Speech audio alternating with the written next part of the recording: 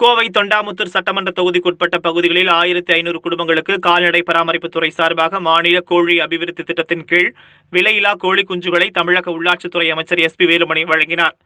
வறுமை கோட்டு கீழ் உள்ள மக்களின் வாழ்வாதாரம் மேம்படுத்துவதற்காக தமிழக அரசு பல்வேறு நலத்திட்ட உதவிகளையும் பல்வேறு ஆக்கப்பூர்வமான நடவடிக்கைகளை தொடர்ந்து செயல்படுத்தி வந்து கொண்டிருக்கிறது.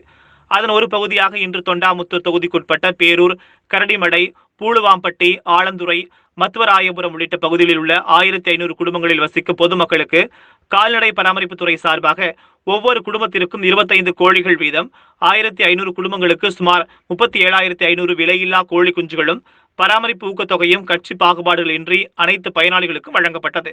இந்த விழாவில் பேசிய அமைச்சர் SP வேலுமணி, தமிழக அரசு மக்களுக்காக பல்வேறு நலத்திட்டங்களை வழங்கி வருவதாகவும், குறிப்பாக 5 கல்லூரிகள் தொடங்கப்பட்டிருப்பதாகவும், கூட்டு குடிநீர் திட்டத்தின் கீழ் தடையில்லா குடிநீர் வசதிகள் செய்து கொடுத்துள்ளதாகவும், தமிழகத்தை பொறுத்தவரை 5 ஆண்டுகளில் 50 ஆண்டு வளர்ச்சியை தமிழகம் எட்டியுள்ளதாக பெருமிதம் தெரிவித்தார்.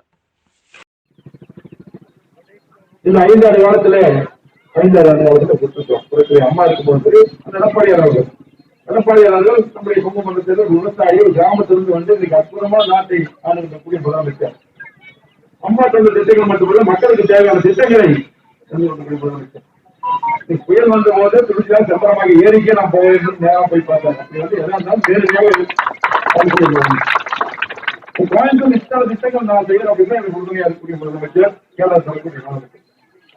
இங்க என்ன வேணாலும் இந்த பேரூராட்சியில எண்ணற்ற திட்டம் இங்க பார்த்தாலும் சாலைகள் ரோடு எல்லா பாலங்கள் திட்டம். இங்க பாத்தீங்கன்னா மார்க்கெட்டை பஞ்சாயத்து